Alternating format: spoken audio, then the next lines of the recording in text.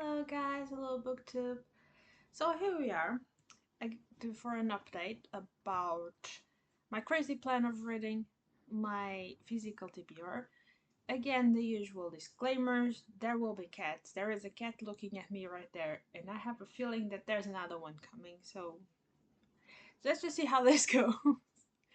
One is already on the move. Anyway, I'm gonna call this the episode one. The first one was just me kind of thinking it would not thinking, kind of discussing this idea of reading my whole TBR, and I didn't set the rules quite on stone, nor had I counted all the books. So I have just three little rules. I'm calling this reading all my TBR, but as I said, I am not gonna be able to read it all because we readers never have zero. Like if if it would happen to go to zero, be one day and then the next day there will be books coming in some way, and then you know.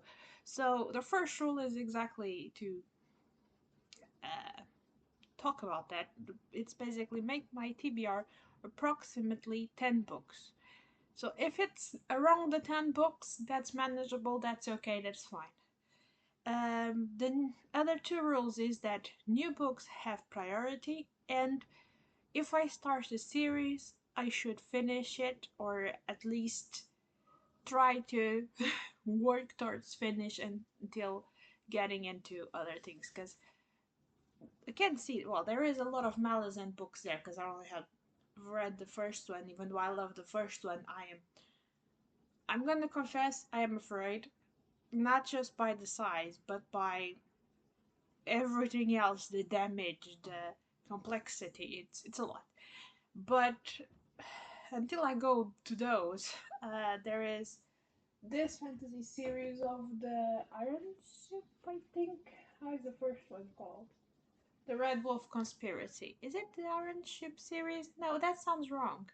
Anyway, this series, I have it all here, and I have a thing that happens with other books that I get in Portuguese.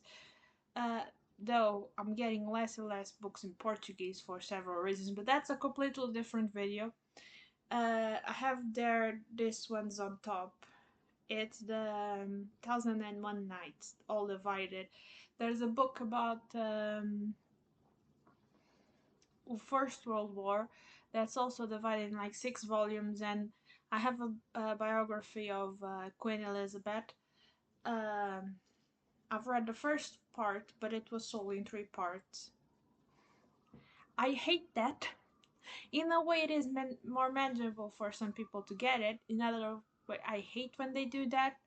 But anyways, all in all, that's basically, if I start reading the first one of the 1001 Nights, even if I don't read them all like one after the other, it should be at least in quick succession, even if there has a couple in the middle.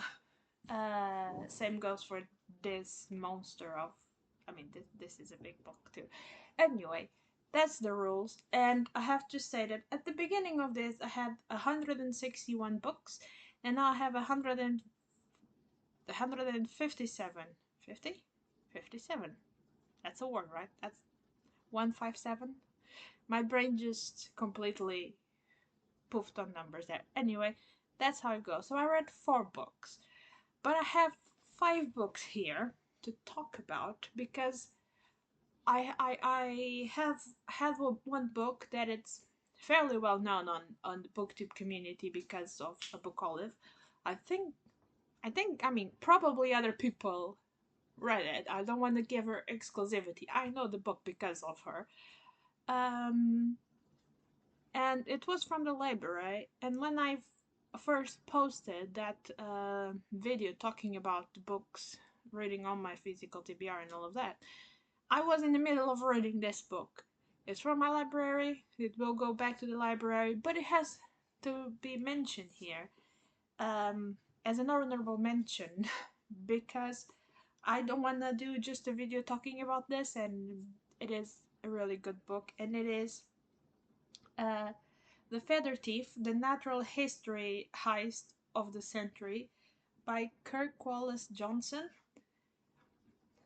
I loved this book, and I usually don't love nonfiction.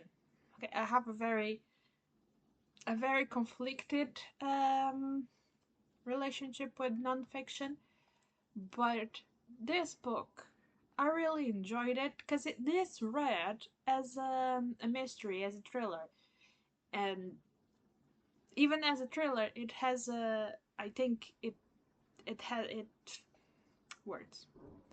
There is that rule of thrillers, most thrillers. I'm not going to say it's every thriller, but probably 80 to 90% that on the first one chapter or two, depending what they do with the first chapter, because sometimes the first chapter is like nothing.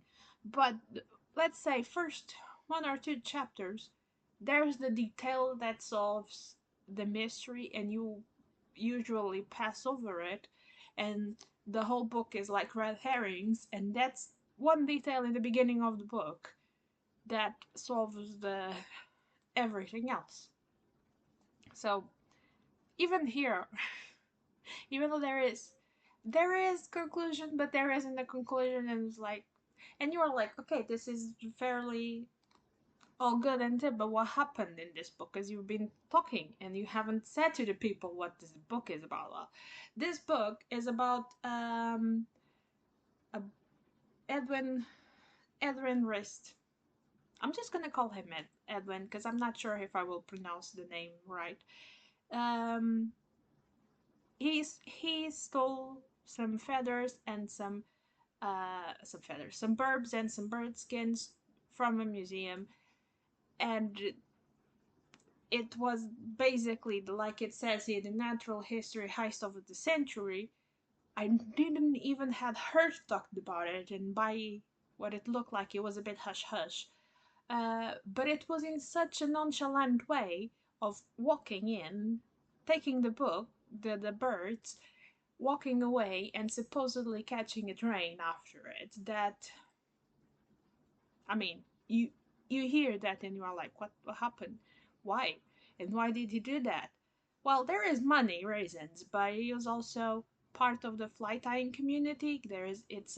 Fly tying is a Victorian practice of creating these baits for fishing, this elaborate, complex, and I gotta say, kind of pretty baits made with feathers.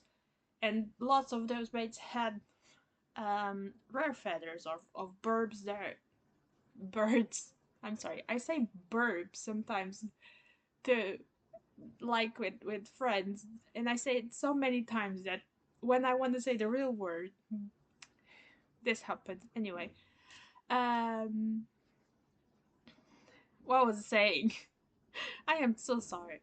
With the rare birds, feathers from rare birds, so that was one of the reasons apparently. But there is a lot on this book because it goes through all the history of what is fly tying and why birds have been there was an like a decade. I'm going to say a decade. There was a period on history that is that birds were like being catched just because of feathers or studying or because they want to be pets or because people want them from other countries to bring them for exposition or whatever. And it has a whole first part of historical introduction to what happened in the past. Why are these feathers valuable? Then there's the heist itself. What is fly tying? I'm so sorry. What happened? And then some theories, and I mean, I have my own. If you have read it, please tell me. Tell me if you have read it, because I have so many thoughts about this. My poor boyfriend has been hearing about it, and I have so many thoughts about it. So many, like so many. But let's pass to the other books. From the books that I said I was gonna read, I read one, and it was The House of Fortune by Jessie Burton. Yeah, my this cover is pretty, but it is one of those that you rub on and letters and the embossing just comes out if you are reading naturally, so I already had it in second hand, so this was at least the second reading, so it got worse. But anyway, this House of Fortune, it is the second book, and I think the conclusion of the story that started on the miniaturist. There's not much that I can tell you about this book without spoiling the miniaturist. So I'm just going to say that the story starts when this girl has. It's basically being taken to. I mean, this is the story of the miniaturist. This girl is basically being taken to the house of her new husband. She had an arranged marriage, normal practice on the time and the place. I think it's Holland, if I'm not mistaken, Netherlands. I always confuse both of those names because it's not how I would call it in Portuguese. Anyway, and as she goes to the house, she meets the people that live in the house. She's given a dollhouse, as it's a present from her husband, a wedding present. And after that, she starts receiving miniatures uh, that nobody sent it, but they arrive for her, and they are connected with the secrets of the family. And that one, the first one, has this whole gothic vibe, the mystery, what is happening, and then things happen, and you are like, okay, no, it's not okay, because more things are gonna happen after the first one's happening, and you just like, please calm down, I need to breathe. And I love that book. It set things up. It took its time setting things up, and then when the things start falling apart, they didn't stop until the end, and you're like, what is gonna happen? And to be fair, I thought that the first book had enough. It was enough. If that was the only one, I would be happy. So I was a bit afraid reading this because sometimes people just things are happening outside. Because sometimes people just take a sequel out of their behinds to continue milking said cow. But this was actually pretty good. They didn't have the. I mean, it had a mystery of sorts, but there was no mystery. Everybody that reads historical fiction knew what was coming. Um, it had. It didn't have the same mystery, the same like gothic mystery vibes. The whoa, what's happening? Because you knew. I mean, you didn't. I don't even think you need to read historical fiction to know. You would know what was happening. But it was so good. It was actually really good. I had fun through all of this. I read it pretty fast. I thought that it was a really good conclusion for when things started, and I think this is really good. Don't go into this expecting the same as the miniaturist, but read it if you like the story, because I think that there is a lot here. There are more things here, and the story, even though it felt like you okay, it was a good place to stop. Let's leave things as they are. If you want to see everything being concluded as I read this House of Fortune, and you will feel happy at the end, because you don't feel particularly happy at the end of the miniaturist. This is like the good end. you you pass all the hardship, and there is more hardship. There is, and I've gotta say, this has one of the best depictions of a teenage girl I have ever seen, even though it is like in what 1705. Infuriating, but so true. I was reading this and I was like, "Wow, how can you?" And then I stopped and I'll be like, "I'll probably have done the same when I was her age because we are all very stupid when we're around that age." But this, it was it just felt right. Everything felt right. I like this so much. I completely um love it. I wasn't expecting, but I do love it. Then I went in a bit of a Thomas Hardy read. I read two books from him, and I know Thomas Hardy is not for everybody, and it's sometimes I think it's not for me. Then I start reading it, and I'm like, I'm here for it. Just keep throwing Thomas Hardy at me, and I'm like, why do I like this misery? But I like it. Because if you know Thomas Hardy, there is a lot of drama, and there's a lot of bad decisions. There's a lot of stupid people. There's a lot of people doing stupid things, even if they aren't stupid. There's a lot of people, decent people, then just doing things that you think that before they made that decision, they just grabbed their own head, hit it 3 times against the wall, had like 3 beers in quick succession, and then they took the decision. Probably something stronger than beers. Can you see that I'm not a drinker? Anyway, but the thing is, he writes so damn well. It's everything sounds so pretty when he writes, and the description. The descriptions are just luscious. Just there is no other word for it. It's luscious. I just love it for some reason. Well, the ones that I read was first the Mayor of Casterbridge with this very antiquated and a bit sad cover, but I it fits in the same time. And then I read Under the Greenwood Tree. So this one, really small one, and I gotta say I did like this one best. I liked the big one best. The Mayor of Casterbridge is about a man that was traveling with his wife and very young daughter. She was a baby. Got to a market fair of types where they were serving uh, food and there was like all of the normal festivities, and got drunk and decided to just sell off his wife and daughter. And then he went on with his life, ended up being the mayor of Casterbridge. Of course, this is Thomas Hardy. There is no going back. Okay, you take a wrong decision in a Thomas Hardy book. There is no redemption. There is no going back. There is just doom and gloom after that. I mean, you can things can start looking good. I mean, he became the mayor, and this is not a spoil because you can read this on the synopsis, and I mean, it is the title. Um, Things apparently were getting better, and then they started going downhill when, I mean, said wife appeared again with said daughter. And oh Lord, this was a whole soap opera. But the thing is, it was it is such a pretty soap opera.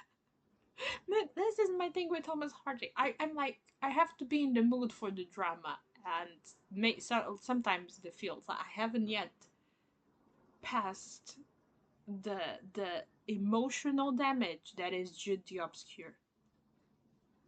If you know, you know. If you don't know, don't read that first, okay?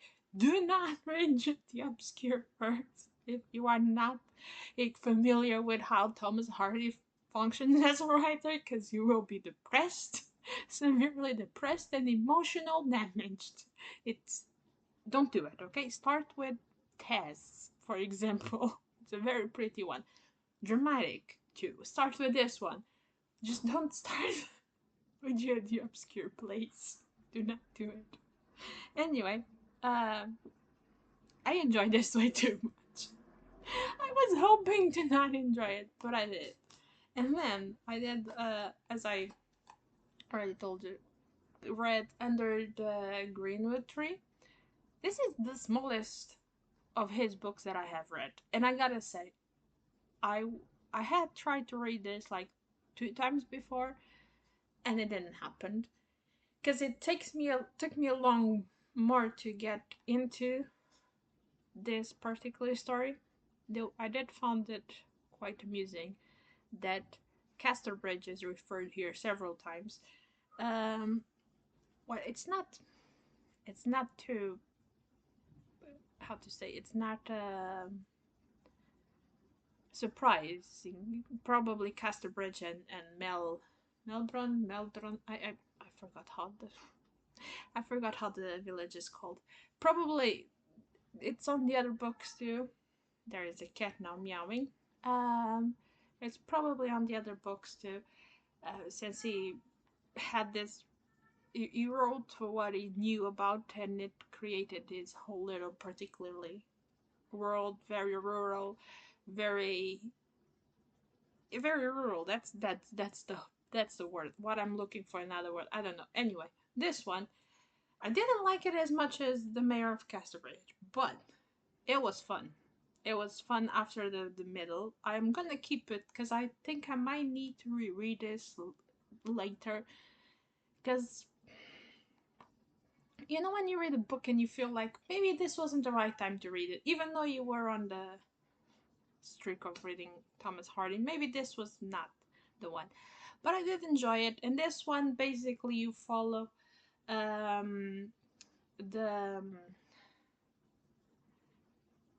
you start with the members of the choir of this village, and one of them is gonna fall madly in love. It's Thomas Hardy. There will be love stories in drama, and that's basically what I can tell you because then it's just what happens after one of them falls madly in love, and what's gonna happen to the choir in the future and all of that. And I feel like this reads a bit more like a satire because usually, I mean, Thomas Hardy does exaggerate a lot of things to make a point or just to create like a character that embodies a lot of characteristics of a class or a type of people, like that he does that.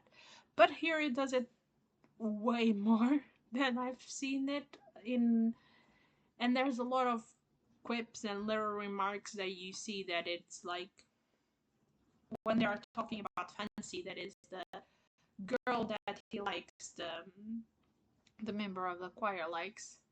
You know that when Fancy is doing that, she is not representing herself but the coquettes and how they treated the boys. So yeah, it is a bit of a satire. I'm not sure if I can call it a satire straight out, but it does have elements at least.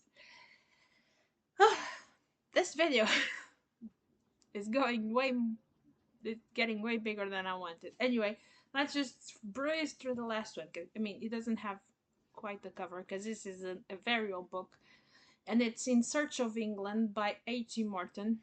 I picked this up in a fair, secondhand. It was €1, and it was one of the best things I have ever done with my money. It is illustrated with photographs, lots of them. Some are 2 pages that I'm trying to find. Here we go. Lots of old photographs, and this is basically traveling, writing, but through England. Um, at the beginning, H.G. Morton is in Palestine. It has a disease related to the neck somehow. Again, I read the books, and you would think that I would get all of the names, but I don't think he mentions what it was, this inflammation, this disease. And he was in Palestine, looking at the sky and the mountains and thinking, I can die here, and I have, and starts thinking about England and what he pictures in his head as England, and then he's like, I know more about other countries than I know of my own. So when he gets back, he doesn't die in Palestine. When he gets back, he gets into his car and basically does a travel all around England. He doesn't go everywhere, but he goes. I mean, on the end papers, you are not going to be able to see, but there is a map, and it goes more or less around England. I mean, if he done more, and then the bell, it's okay. It's just the mailman. It's not to leave things here or leave it down there. Anyway, it goes around England on this car. It's around, I think it was the 1920s, between that and the 30s. Closer to the 30s. I don't remember when was the first. Let's see if I can find was the first edition done. I know that this edition is from the 19. This one is from the 1913s, but the first one was 1927. Um, and it just goes around villages, big cities, but there is a lot of the little villages and the little places on the countryside. Talks about a lot of churches and cathedrals and other places that you can view the sea, where you can view forest when you like see the islands of England and all of those places. And it is so good. It is so good, so good. I you, I don't even know what more to tell you, because you feel transported to England at that time. You are traveling with him and seeing those places. I know what I know of England, even though it's my little obsession, literary at least. Um, I know very little about it. I mean, in person, I know one town and it's not even the biggest. Um, but you just feel the different places. You can see their different personalities. You can understand how people are very different, sometimes from like one village to the other, and they are not very far apart, but they have completely different way of thinking, a completely different life, just some kilometers apart, and at the same time they're all different, but they all go through that mold that is England. And I love that. I love it so much. I felt like I was going on this journey, and I do want to read more of H.V. Morton. I don't know how I'm gonna find his books now. I'm not seeing if they are on sale or not. I'm on a thing to read what I have here, so I'm not gonna particularly go look for new ones, but at least on places where I can find secondhand books, I want more. I want to travel with him more. Because it was amazing. It was literally amazing. I mean, there was times that he was staying with a little lady and his her husband, and you see the village where they live through through the fact that he's staying with them, and how them see the rest. It just, you see the bigger picture by the details, and it feels genuine and true for the heart of that place. I mean, just I don't know if this is still available. I don't know if it's hard to find or not, if it's in public domain or not. But if you like travel writing, and if you like England, go find it. It's amazing. It's well worth it. And so this is all the books I read, 5 books, but just let's count just 4, because the first one is an honorable mention because it's library. So just this 4 were from my TBR, and I'm having quite a thing is, I get these books, and I think it happens to everybody. We get the books thinking that we're gonna love it. They stay here. We kind of forget about it, or we have life happening and we go on with life, and we just kind of forget about the books in a way, or at least forget the enthusiasm that we had about reading them, and then bam, read them, and we are amazed that we actually pick books that we like. This is mind-blowing. This is silly. That's why I'm doing this, because I know, I mean, I for example, the 1001 Nights is a book that I want to read, because I want to read at least most of the big classics, not to say all, but at least. And I have a feeling that I'm gonna love it. I look at them, and if I don't force me, I know that I wouldn't pick it up and probably wouldn't haul it if I didn't pass it. It's silly. It's just like, no brain. Brain, just continue. Just stop, brain. Just stop. Anyway, this is it for now. I do expect to have another update on this series next week. Let's hope that I have picked up a Little White, because I read just a tiny little bit of it. Let's hope I have read it, and because my boyfriend really wants to keep up with the series, and I need to read it. And let's see how many more books I'm able to read while reading that beast. Well, that's all for now, guys. Bye.